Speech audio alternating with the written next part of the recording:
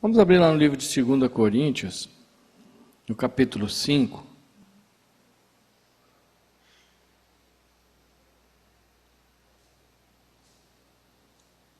E é muito interessante porque um bom tempo das nossas vidas naturais, nós não temos realidade disso e achamos que nós fazemos as coisas sozinhos e vivemos independente, até a água bater pelo pescoço, né?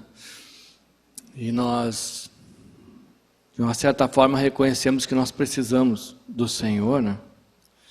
E depois que a gente começa a entender, a gente vê que o nosso relacionamento com a realidade de Deus, ela está totalmente ligada e afeta todos os aspectos da nossa vida.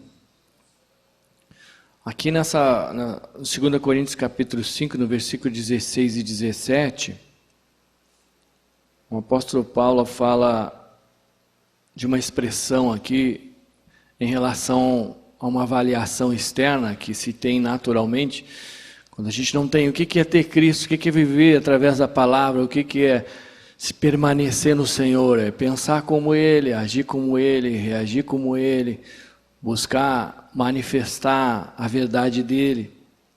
Esse é o desafio que nós temos, de viver através dos padrões do Senhor em todas as áreas das nossas vidas.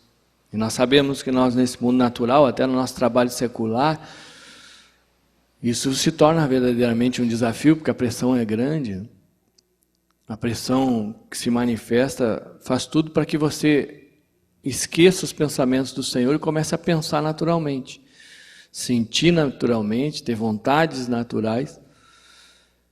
E aqui diz assim: assim que nós, daqui por diante, a ninguém conhecemos segundo a carne.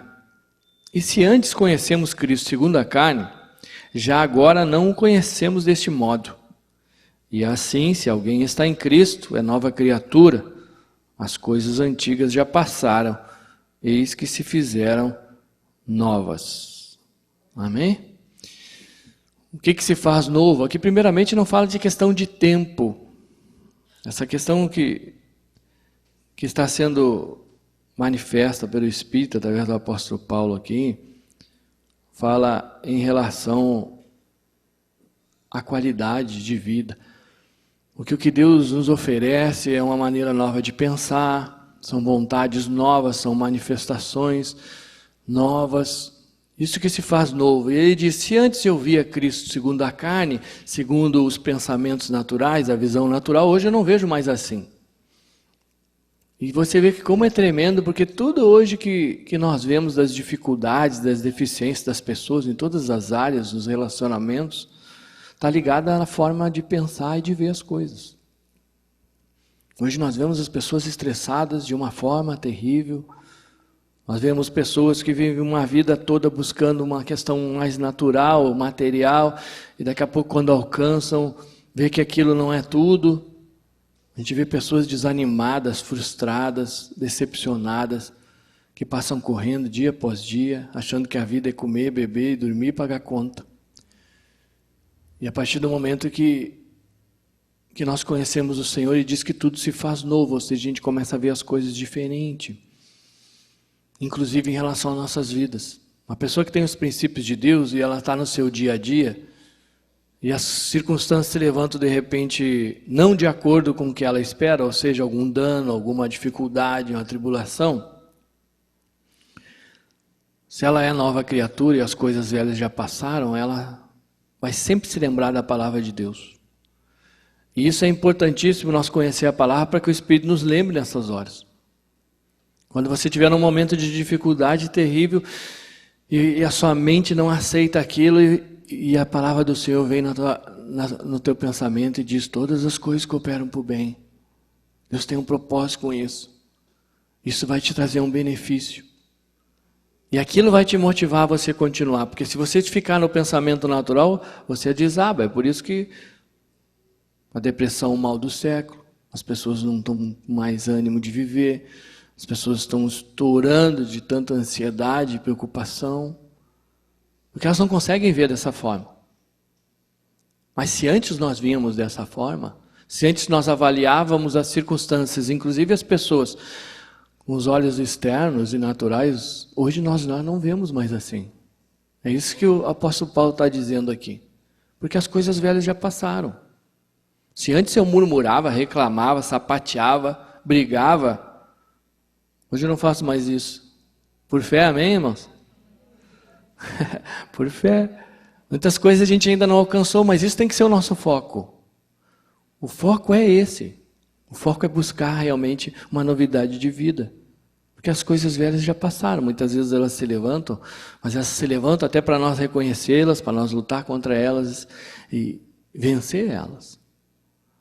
E é muito tremendo porque você vê a vida dos discípulos, dos apóstolos, como no seu dia a dia, se você pegar, vamos pegar uma passagem de algum dano. Vamos pegar ali em Atos capítulo 16. Atos capítulo 16 é um exemplo bem tremendo, lá no versículo 16 em diante, que nós vamos discorrer um momento da vida dos discípulos, um momento na vida de alguém que realmente as coisas velhas já passaram, que está numa novidade de vida, que vê as coisas diferente, que reage diferente, mas que sofre os mesmos danos que os outros sofrem. Lembre-se, a chuva cai sobre justos e injustos. Nós, mesmo conhecendo a palavra de Deus, nós passamos dificuldade, as pessoas que não conhecem passam também. Nós não estamos exímios de passar pelas circunstâncias, o que nós temos é uma promessa de que Deus está conosco. O que é Deus estar comigo? Os pensamentos dele, a maneira de ver as coisas está totalmente diferente, a maneira de reagir é diferente. E essa é a novidade de vida que Deus oferece para mim e para você, no nosso dia a dia, em todas as áreas da nossa vida. Você quer ser uma pessoa de sucesso? É que nem diz, tem muita gente que acha que sucesso é adquirir coisas. Eu já vi muita gente cheia do dinheiro e rica, mas eu sempre compartilho, é pobre, só tinha dinheiro. Porque ao mesmo tempo, quando nós não temos o equilíbrio necessário que Deus nos dá, e é isso que foi compartilhado, nós temos que usar estas coisas para edificar o corpo. Como você edifica o corpo? Com o seu testemunho você edifica o corpo? Com a sua maneira de agir, de reagir, você edifica a vida dos outros? Edifica. Quando tudo isso é usado para você ser uma nova criatura, para você ser um instrumento de edificar a vida dos outros, para auxiliar os outros, e é tão bom, né? Por isso que a Bíblia diz que é melhor dar do que receber. Porque é tão bom quando você consegue, pela misericórdia de Deus, ser usado por Ele para edificar as vidas, irmãos. Não tem coisa melhor. Eu digo para os irmãos que isso hoje é a única coisa que ainda me anima. Porque as coisas naturais não me animam mais. Mas o que me anima é olhar e ver os irmãos aqui. E saber, muitas vezes, que quantos irmãos chegam aqui desesperados e daqui a pouco estão tudo na graça, né? Quantas vezes já chegou pessoas desesperadas, até me xingavam, brigavam, queriam desistir, daqui a pouco você chega, daí você chega na igreja, daí está o louvor tocando, aí está lá bonitinho, de olhinho fechado, aleluia, glória a Deus. É uma bênção isso, né? Eu queria se matar ontem, hoje está aí. Isso é uma glória, irmãos. Eu também queria me matar, porque quem quer viver pelo mundo natural quer se matar. E hoje eu estou aqui, vocês estão aqui. Por quê? Porque nós aceitamos, porque nós vimos, nós precisamos disso mesmo. E é por isso que Deus disse, se vocês permanecerem em mim, eu vou permanecer em vós. Eu vou dar graça para vocês passar essas circunstâncias. Aí está aqui os bonitinhos do Senhor, os discípulos, diz no versículo 16, aconteceu que indo nós para o lugar de oração, eu estava indo para o culto, bem faceiros, você viu, tá? Acordaram cedinho, foram para o culto. Ai, aleluia, glória a Deus. Assim como é comigo, com você. Nos saiu ao encontro uma jovem possessa de espírito adivinhador, a qual adivinhando dava grande lucro aos seus senhores. Isso é uma das questões básicas, irmãos. Sobrenatural não quer dizer que é de Deus. Amém? As pessoas que correm muito atrás de sobrenatural, elas são muito engodadas. Eu fui uma dessas. Já fui em tudo que foi lugar. E Deus até permite a gente ir em um monte de lugar e passar por um monte de frustrações para a gente ter uma realidade. Aqui era um adivinho. Todo mundo gosta de adivinho. Ai, me conta, o que vai ser? O que vai acontecer comigo? O que vai acontecer no que vem? Como é que vai ser? Vou casar? Não vou. Isso aqui era um demônio de adivinhação, que zombava dos discípulos. Ele ia atrás deles, e ele falava a verdade, mas num tom de zombaria. Porque o bicho zomba, ele gosta de te cutucar. E diz a palavra que ele seguia a Paulo e a nós e clamava dizendo: estes homens são servos do Deus Altíssimo e vos anunciam o caminho da salvação. Isso repetia por muitos dias. Então Paulo, já indignado, voltando-se, disse ao Espírito: em nome de Jesus Cristo eu te mando, retira-te dela. E ele na mesma hora saiu. Se fosse uma coisa boa, não saía, né? Porque quando o nome do Senhor se manifestou, aquele Espírito saiu. Então isso é uma das questões básicas que o mundo faz hoje. Muitas coisas parecem ser boas, mas não são. É por isso que as coisas estão do jeito que estão. É por isso que se fala de amor sem ter realidade do que é amor. É por isso que está virando essa libertinagem e achando que tudo é normal. Essa semana a esposa estava dizendo que viu um negócio na TV. E a coisa daqui para frente é isso aí. Não adianta a gente se assustar porque é bíblico. E a coisa vai ficar cada vez pior naturalmente e externamente. É por isso que nós precisamos não ver mais pela carne. Se nós víamos antes, não vê mais. Nós temos que olhar com os olhos do Espírito, senão não vamos suportar. Que tem uma onda agora, que o negócio é 2 pais com uma mãe, ou seja, 2 homens e uma mulher, ou um homem e 2 mulheres. Aí fizeram a reportagem, aí botaram uma criancinha dizendo: e aí, o que você acha? Achei bem bom, porque quando não tem um pai, eu tenho outro. Quando um não pode, outro me acode. Aí você fica ouvindo aquilo ali. Isso vai entrando como uma coisa sendo boa, e aquelas crianças vão aprendendo isso e vão crescendo assim, e você vai ver o que vai virar. Sabe o que vai virar? É Sodoma e Gomorra, vai pegar fogo em tudo de novo. Está escrito, irmãos. A coisa está chegando num ponto que se perdeu totalmente os padrões do Senhor. E isso não é questão religiosa, porque religião como doutrina humana é uma nhaca, só divide as pessoas. Questão de princípios de Deus, que as pessoas estão deixando de lado porque elas estão dizendo: eu consigo viver fora, sem Deus. E nós ouvimos, e o irmão compartilhou hoje, sem Deus nós podemos fazer, só que as pessoas acham que podem. E elas vão tomar essas decisões e vão fazer isso, e nós vamos sofrer toda a pressão para que a gente aceite essas coisas. Entender uma coisa, concordar é outra. Você quer fazer livre-arbítrio, Deus deu para cada um. O que tem hoje é uma pressão para que você diga: eu também gosto disso, para mim não tem problema. Não, eu tenho meus padrões, você tem o seu, também, você faz o que você quiser, até porque Jesus já disse isso. Por isso que Ele deu o livre-arbítrio para mim e para você, você faz o que quiser. Mas para você ver aonde vai chegar, irmãos.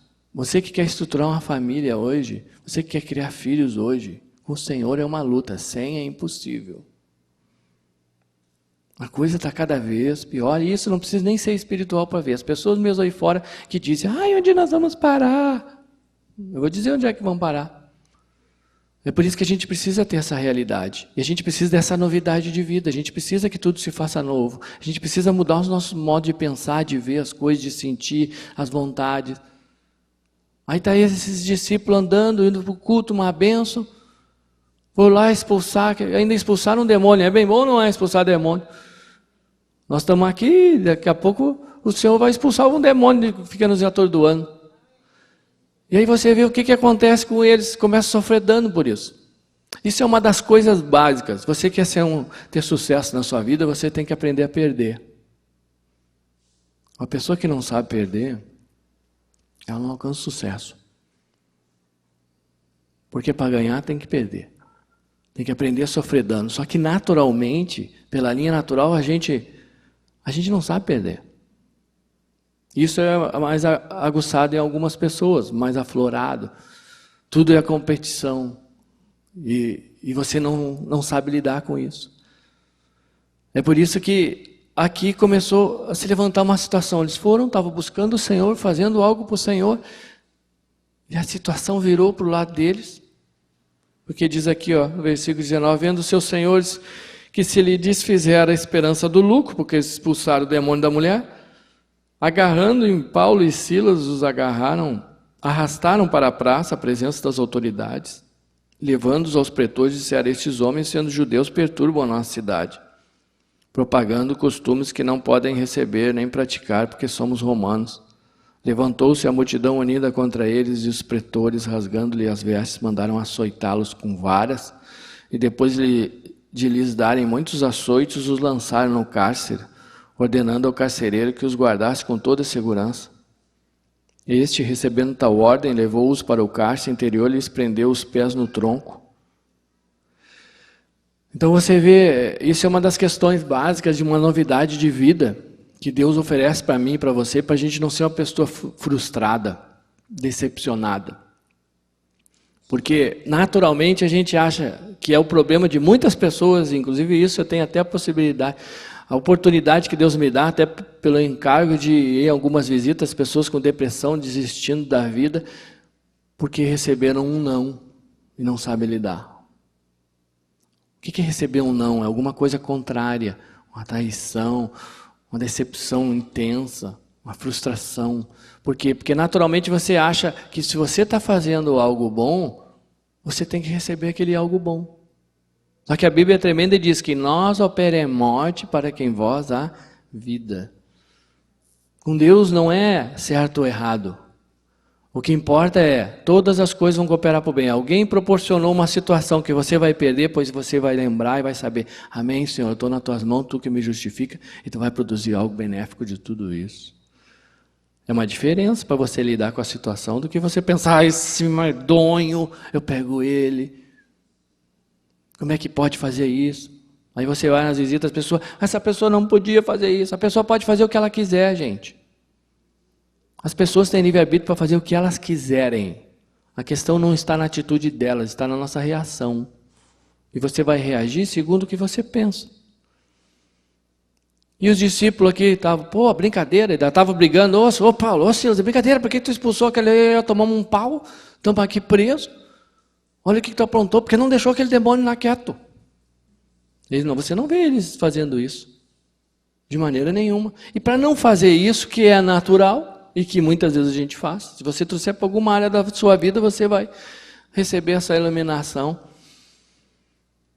Diz no versículo seguinte, que por volta da meia-noite, Paulo e Silas oravam e cantavam louvores a Deus, e os demais companheiros de prisão escutavam. Naturalmente, um crente hoje que não tem uma novidade de vida, e alguma situação ocorre contrária, ou seja, de sofrer um dano, uma perda, uma decepção, se ele está sem o renovo da sua mente, ele vai murmurar, vai reclamar, e vai dizer: Deus, por que está acontecendo isso comigo? Eu fui no culto hoje de manhã, gente. Eu fui a semana toda no culto, olha o que aconteceu. Ô pastor, tem alguma coisa errada. Tem. Que nem um abençoado uma vez disse para mim assim: ô pastor, o que tem de errado na minha vida? É que tu nasceu. Que isso, pastor, você é louco? Sempre que a Bíblia diz que em pecado já me concebeu a minha mãe. Você já nasce errado. Alguém precisa ensinar uma criança a desobedecer? Que nem usa esse exemplo, em seguida eu vejo, agora que sempre tem muita criancinha, é um sarro. Ai, que coisinha mais lindinha, bilu, bilu, ela dá uma risadinha, né? Bota o biquinho, tira o bico dela. Só não morde porque não tem dente. Porque aquilo está dentro. O que nós precisamos é realmente de ter uma renovação, gente. Porque naturalmente o mal habita na carne. O pecado entrou. Jesus deu a vida por mim e por você para isso ser subjugado e nos dá toda a possibilidade de não viver por isso. E a maior glória é que eu e você estamos aqui numa manhã de domingo. Se tem alguma ressaca aqui é de tanto que orou. Amém? É uma bênção, não é? Ressaca de oração. Eu estou meio assim. Porque eu ouvia de tudo aí, daqui a pouco eu ia dormir, quebrava uma garrafa. Eu digo: glória, daqui a pouco estava se pauleando, eu digo: Senhor, Jesus, tem misericórdia. Mas muitas vezes eu saltitei a noite toda também. Então agora eu vou ajoelhar a noite toda. Vou orar por essas vidas, porque se Deus teve misericórdia de nós, vai ter dessas pessoas também. A gente também apronta, a gente está sempre aprontando, Deus sempre é misericordioso. E é por isso que tudo que nós temos, irmãos, tem que ser trabalhado em prol da edificação do corpo realmente. Para que você trabalha? Para que você se levanta de manhã? Para quê? Para comer, beber, dormir, pagar conta. O mês que vem tem conta de novo. E é sempre a mesma história. Tem que ter algo muito maior que isso. E Deus tem algo muito maior que isso para mim e para você. E essa situação aconteceu e está lá Paulo e Silas, o que? Se reclamando, questionando. Eu tenho convicção que eles conheciam Deus e diziam, Deus, tu tem um propósito para nós estar aqui na cadeia. E Deus tinha, né? Tinha um carcereiro para resgatar. Que glória, hein? Pá, como é que eu vou fazer para resgatar aquele carcereiro? Tem que ir lá no trabalho dele. Quem é que está disposto a dizer, eis-me aqui, Senhor? Mas lá não dá para ir em outro lugar? Mas alguém tem que ir lá. Mas aí você tem que confiar muito no Senhor para você dizer, eis-me aqui, Senhor. Mas eles estavam dizendo, eis-me aqui, louvando, orando, e as pessoas todas ouvindo eles. Olha os malucos, tomaram uma atum, estão aqui. Olha. Por quê? Porque eles têm novidade de vida, eles não pensam mais naturalmente. Eles confiam no Senhor. Você confia no Senhor? Se você ainda não confia, glória a Deus, porque você está aqui buscando confiar, irmãos. E Deus está dizendo para mim e para você, eu tenho essa novidade para você desfrutar. Você pode sim, você pode ficar feliz no dia da dificuldade. Você pode ter convicção de que tudo coopera para o bem. Porque está escrito lá em Romanos 8:28, que todas as coisas cooperam para o bem daqueles que me amam, daqueles que estão no meu propósito. Aí você relaxa. E lá estavam eles relaxando, orando, cantando. E só esperando. O que Deus tem para nós? Imagina nós numa lenha, sem recursinho nenhum, dizendo, o que Deus tem para nós? Uma benção, não é? Eu quero viver assim. Imagina, você tem que pagar a conta, não tem nada, e está louvando e orando, porque você está na cadeia também, não está? Não está sendo açoitado? Pela preocupação, pela ansiedade? Ai, Senhor, eu ainda não consigo isso, mas Deus está dizendo, você vai conseguir. Porque tudo você pode, porque eu te fortaleço. Glória, hein? De repente, diz no versículo seguinte, né? Versículo 26. De repente, de uma hora para outra, sobreveio tamanho terremoto. E olha que interessante um terremoto não é algo que aos olhos naturais seja bom, né? O que gera um terremoto? Medo, ansiedade, inquietação. É por isso que Deus trabalha totalmente contrário. Porque você vê que, ao mesmo tempo, depois, que o anjo vai aparecer. Mas antes veio o terremoto. Porque a gente sempre quer uma forma bem mais fácil, mas Deus não trabalha com formas fáceis. Até porque a Bíblia diz que o caminho que leva para a salvação, ele é apertado, é estreito. O que leva para a perdição é largo. O mais fácil não quer dizer que é do Senhor, irmãos. Só que naturalmente a gente sempre quer mais fácil. E aqui levantou um terremoto. Imagina o pavor que estava todo mundo. Mas aqueles ali já estavam numa lenha mesmo, já estavam na novidade de vida. Diz, bom, alguma coisa o Senhor vai fazer com esse terremoto. Sacudiu os alicerces da prisão, abriram-se todas as portas e soltaram as cadeias de todos.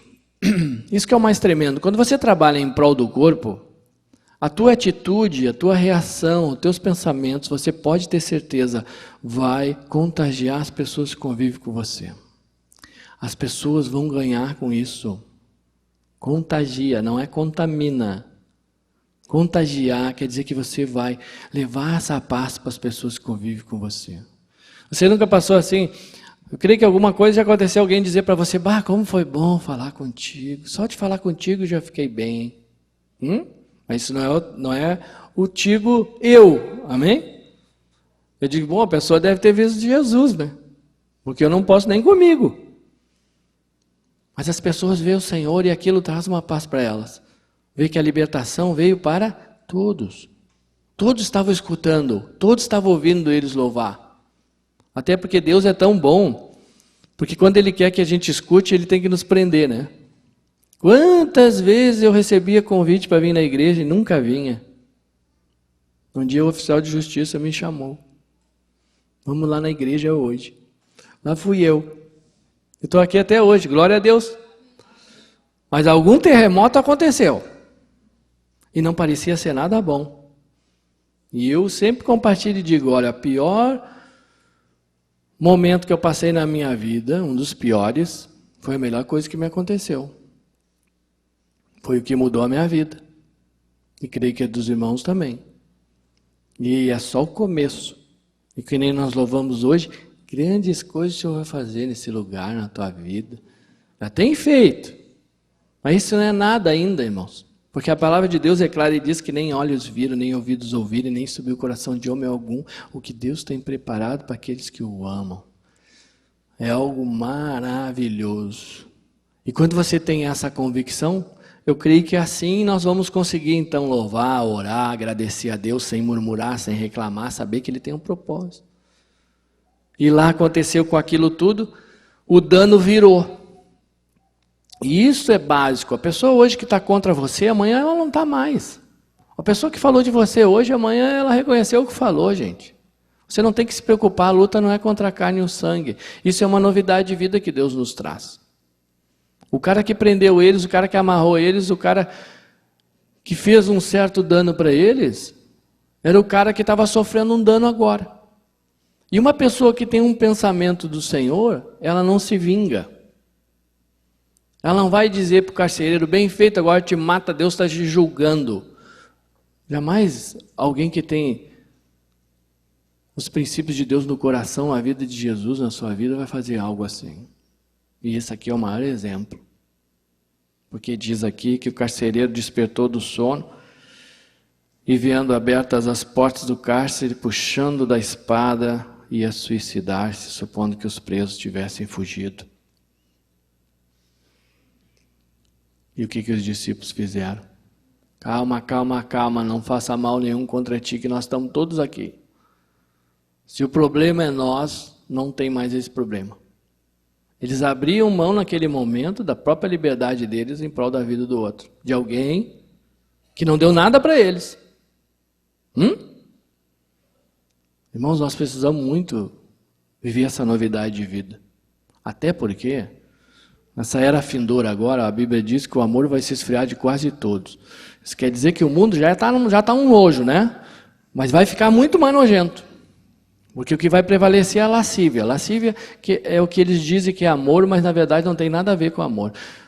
Quando você falar de amor, você tem que entender 1 Coríntios 13. Aquilo é amor, o resto é lascívia. Lascívia é quando eu faço algo esperando algo em troca. Eu sempre estou nessa... E o mundo gira em torno disso. É por isso que está assim. Daqui a pouco eu estou contigo, fazendo as falcatruas, né? Que nem a gente vê. Agora é só o que dá na TV, né? Daqui a pouco o cara já está delatando os outros para se livrar, né? Porque isso aí é um nojo, é isso aí. Isso aí é o mundo. Enquanto estou ganhando, tá bom. Enquanto não está. E nada fica oculto, Deus vai julgar tudo. E cada vez mais isso se torna realidade, irmãos. A pessoa planta, vai colher. Não adianta. De Deus não se zomba. Tudo que o homem plantar vai colher. E é o que a gente vê hoje. Aí as pessoas estão desesperadas, apavoradas. Onde nós vamos parar? Olha essa crise, olha essa loucura. Eu digo, olha, eu vou dizer uma coisa, que os olhos do Senhor eu acho a melhor coisa. Porque é nessa hora que as pessoas começam a pensar em buscar o Senhor. É na hora da dificuldade que as pessoas lembram de Deus. E a Bíblia diz que a coisa vai apertar mais. Mas isso não é para mim, para você ter medo, é para nós nos alegrar, porque quer dizer que vai ter mais irmãos aqui. Benção, né? Que eles vão olhar para você e vão dizer, como é que essa gente vive nessa crise aí? Ah, mas eles comem arroz também, que nem eu, mas parece que eles estão comendo bifão. Por quê? Porque Deus vai nos suprir, irmãos. Não quer dizer que a gente vai ter tudo aquilo que a gente imagina naturalmente, mas o que você tiver vai te bastar. Porque Deus diz, a minha graça te basta. Porque o meu poder se aperfeiçoa na tua fraqueza. Que glória, gente. Gente, é uma benção isso, né? E aí diz no versículo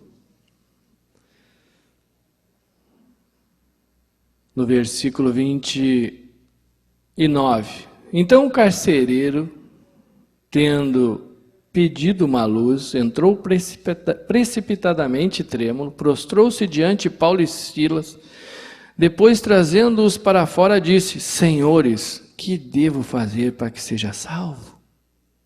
Gente, que obra de Deus, hein? O que eu preciso fazer para ter o que vocês têm? O que eu preciso fazer para pensar como vocês pensam? Vocês são uns caras muito diferentes, cara. As pessoas vão vir tudo aí fora e vão olhar para ti e dizer, o que eu preciso fazer? Você crê nisso? Ok, de repente você vai ser uma glória, você vai expulsar muito demônio, mas vão te bater também. Vão até te prender. Mas você vai louvar, vai orar, vai agradecer, vai se fortalecer no Senhor e Deus vai julgar essa causa e vai te honrar, assim como fez com eles. O que eu tenho que fazer, gente, para mim ser salvo? Vocês são uma bênção, eu quero isso aí que vocês têm. Eu quero sim, eu quero sair no meu dia de manhã, eu quero ir trabalhar, eu quero ir fazer meus negócios, eu quero estudar, eu quero fazer o que eu tenho que fazer, mas eu quero ter essa paz que vocês têm. Eu quero viver nesse mundo, mas não pertencer a Ele. Ou seja, Ele não me dominar, e sim eu direcionar Ele. Porque esse mundo é do maligno, mas o Senhor nos prometeu que se nós crermos, nós vamos comer o melhor dessa terra. Deus tem algo maravilhoso para mim e para você, como tinha para eles, mas eles sofreram também, gente. Aos olhos naturais eles estavam perdendo e muito. Mas daqui a pouco a coisa virou. E quando vira, aí você vê o que tem no coração, porque eles podiam muito bem ainda olhar para o carcereiro se matando e dizer, aí ó, julgado, Deus julgou, esse rebelde. Veio contra nós. Não, irmãos, Jesus não ensina isso. Por isso que as pessoas que estão contra você, não se amargure. Deus vai colocar elas diante de você para você ajudar elas depois. Não vai ser para dizer, viu, eu te falei que eu estava certo. Não é isso. Por isso que você creia nisso, você vai se livrar da amargura, da mágoa, do ressentimento. Porque a luta não é contra a carne, as pessoas são tudo uma benção, tirando os bichos são uma benção. O problema é que os bichos se levantam. E diz aquela palavra, versículo 31. Vamos juntos, pode ser? Responderam-lhe, crê no Senhor Jesus, e será salvo, tu e tua casa. O que aconteceu depois? Foi para a casa do carcereiro tomar café. Foi lá, conheceu a família dele, e a glória chegou para toda a casa. O carinha que tinha amarrado eles, o carinha que devia ser bem áspero com eles, daqui a pouco eles estavam tudo na mesma casa, falando do mesmo Deus, e é isso que Deus vai fazer. Se liberte da amargura e do ressentimento, porque Deus vai trazer todas essas pessoas para você falar do Senhor para elas. Todas as pessoas que trouxeram dano para você, se liberte disso, irmãos. Deus nos convidou para nós ter uma novidade de vida, o pensamento não é contra as pessoas. As pessoas não fazem nada para você. O que poderá fazer o homem? Irmãos, Deus tem um propósito tremendo na minha vida e na tua, é por isso que você está aqui. Você não veio aqui porque alguém convidou você, porque você nem sabe o que está fazendo aqui.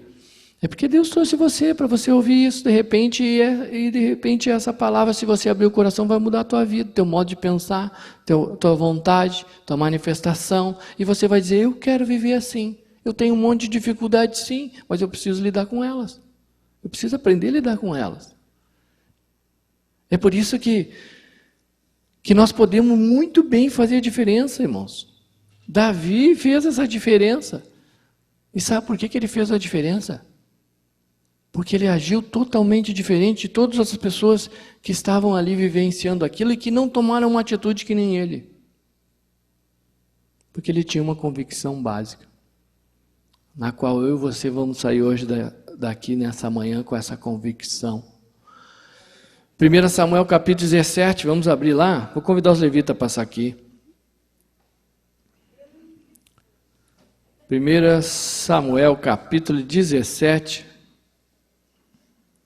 versículo 45.